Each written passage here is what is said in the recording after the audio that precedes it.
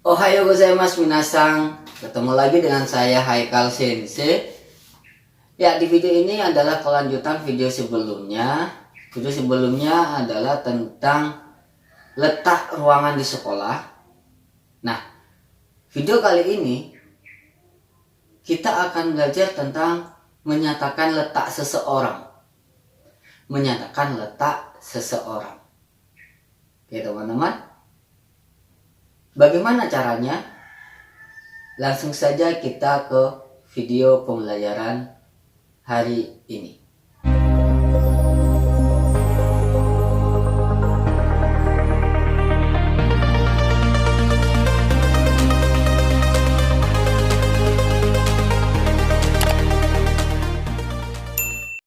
Hai, oke minasan. Sesuai dengan yang di awal tadi, di awal video, hari ini kita akan belajar tentang bagaimana cara kita menyatakan letak seseorang. Oke teman-teman, sebelum kita masuk ke pola kalimat, teman-teman harus paham dulu tentang kosakata baru. Hanya ada satu kosakata baru untuk video kali ini. Apa itu? Ya, di video yang sebelumnya kita telah belajar tentang ada dalam bahasa Jepang. Ya, ada dalam bahasa Jepang. Di video sebelumnya apa itu minasang? Ya, arimasu. Ada dalam bahasa Jepang arimasu. Hanya saja arimasu hanya digunakan pada benda mati. Ya, ada tapi digunakan untuk benda mati. Contoh buku, apalagi itu pensil, penghapus dan sebagainya. Nah, untuk makhluk hidup bagaimana untuk menyatakan ada? Nah, untuk menyatakan ada untuk makhluk hidup itu kita menggunakan kosakata imas. Ya teman-teman, kita menggunakan kosakata imas. Jadi ada dalam bahasa Jepang itu ada dua teman-teman, arimas dan imas. Arimas digunakan untuk benda mati. Yang kedua, imas digunakan untuk makhluk hidup. Ya teman-teman ya. Nah, untuk menyatakan letak keberadaan seseorang itu kita menggunakan imas. Ya, kita menggunakan imas. Paham teman-teman untuk penggunaan imas dan arimas? Ya, saya harap teman-teman tidak kebalik nantinya. Karena jika kebalik artinya bisa berbeda. Ya teman-teman ya. Oke, kita langsung saja ke pola kalimat yang pertama. Pola kalimat yang pertama adalah kata ganti orang wa, ruangan ni imas. Sekali lagi, kata ganti orang wa, ruangan ni imas. Ya teman-teman, pola kalimat ini digunakan untuk menyatakan letak keberadaan seseorang. Menyatakan letak keberadaan seseorang. Langsung saja kita ke contoh kalimatnya teman-teman. Contoh kalimat yang pertama, Anton ada di kelas. Anton ada di kelas. Bagaimana bahasa Jepangnya teman-teman? Oke. Ya, betul. Langsung saja kita masukkan ke dalam pola kalimatnya. Anton-san wa kyoshitsu ni imasu. Anton-san wa kyoshitsu ni imasu. Anton ada di kelas. Ya teman-teman ya. Contoh yang kedua. Tanaka ada di toilet. Tanaka ada di toilet. Gimana bahasa Jepangnya teman-teman? Iya. Tanaka-san wa toire ni imasu. Tanaka-san wa toire ni imasu. Gampang kan teman-teman? Contoh yang ketiga. Contoh yang ketiga. Apa ya? Sushi. Sushi ada di perpustakaan. Sushi ada di perpustakaan. Gimana bahasa Jepangnya teman-teman? Iya. Sushi-san wa toshoshitsu ni imasu. Sushi-san wa toshoshitsu ni imasu. Gimana teman-teman? Gampang kan? Sekali lagi, jika kita belajar bahasa Jepang, yang pertama yang harus kita lakukan adalah menghafalkan kosakatanya terlebih dahulu. Sudah hafal kosakatanya, baru kita memahami pola kalimatnya. Karena pada saat kita sudah hafal kosakatanya dan paham pola kalimatnya, kita hanya tinggal memasukkannya. Oke teman-teman ya. Oke, langsung saja kita lanjut ke pola kalimat kedua. Kita lanjut ke pola kalimat kedua. Pola kalimat kedua adalah kata ganti orang wa, kata ganti orang no, posisi ni imasu. Sekali lagi teman-teman, kata ganti orang wa, kata ganti orang no, posisi ni imasu. Pola kalimat ini digunakan untuk apa? Pola kalimat ini digunakan untuk menyatakan letak keberadaan seseorang secara lebih spesifik lagi. Secara lebih spesifik lagi. Bagaimana maksudnya? Langsung saja kita masuk ke contoh kalimat yang pertama. Langsung saja kita masuk ke contoh kalimat yang pertama. Anton ada di depan Susi. Anton ada di depan Susi. Berarti kita fokusnya di Anton teman-teman. Ya. Kata ganti orang yang pertama adalah Anton. Lalu kata ganti orang kedua apa teman-teman? Iya, Susi. Kita masukkan ke dalam pola kalimatnya.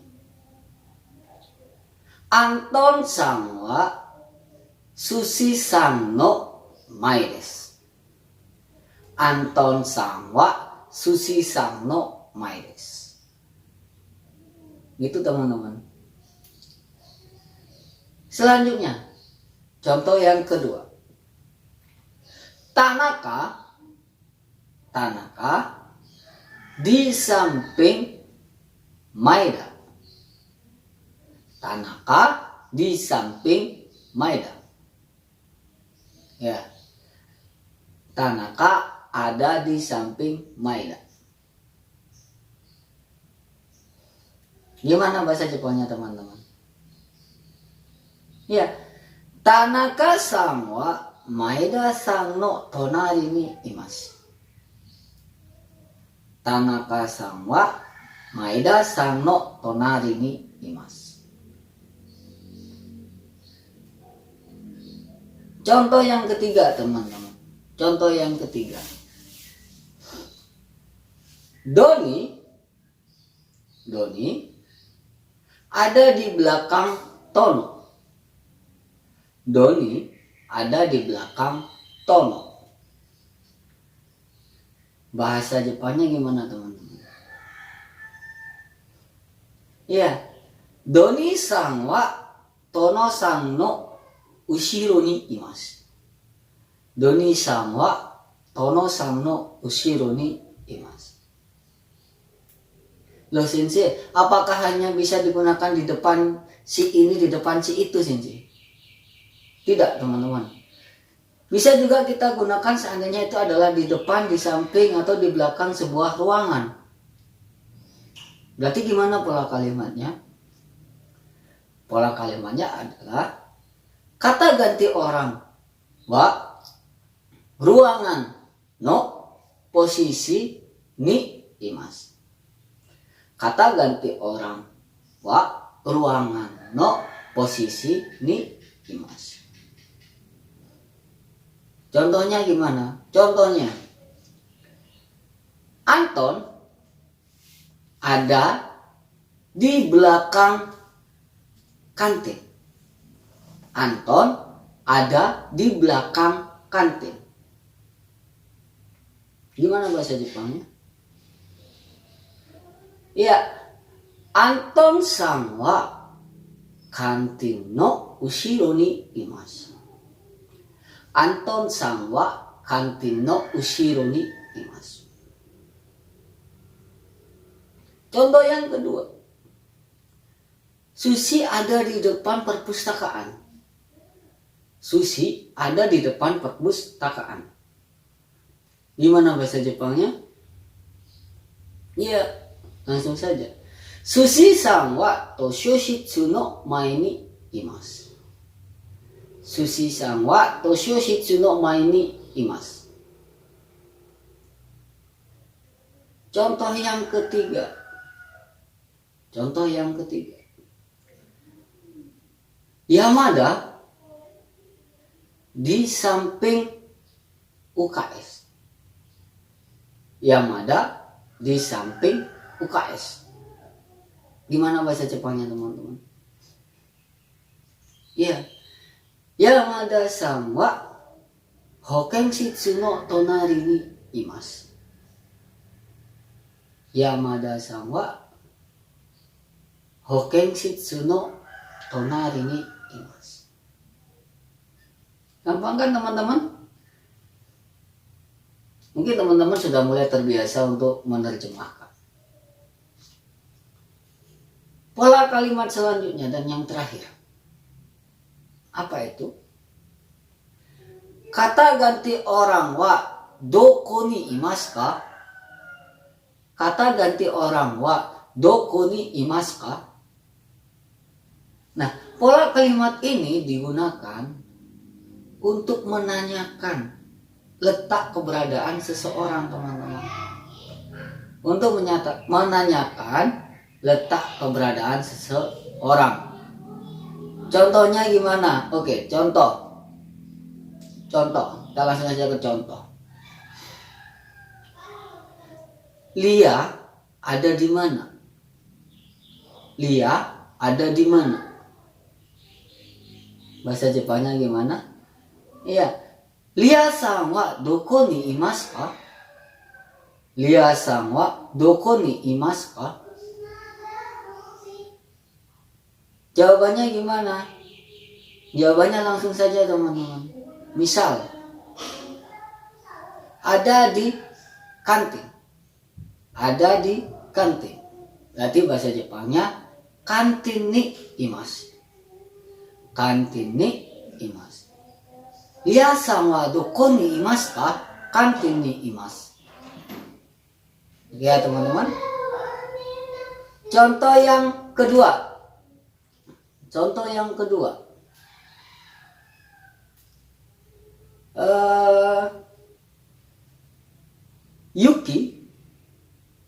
Yuki ada di mana?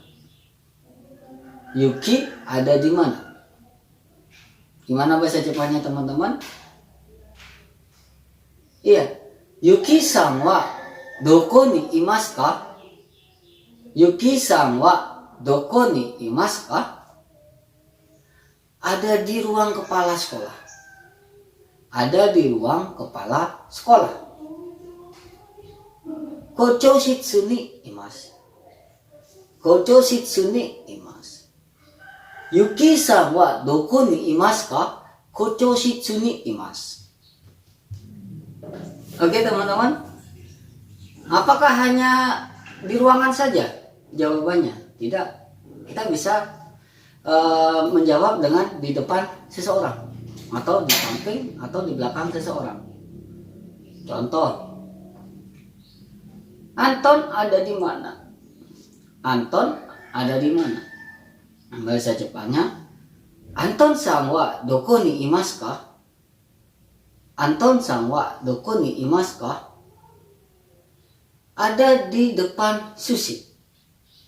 Ada di depan sushi. Bahasa Jepangnya, sushi-san no mae ni imasu. Sushi-san no mae ni imasu.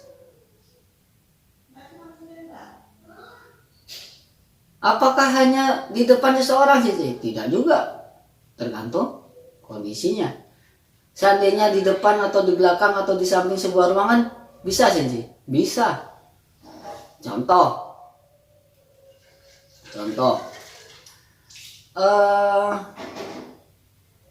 Ari ada di mana? Ari ada di mana?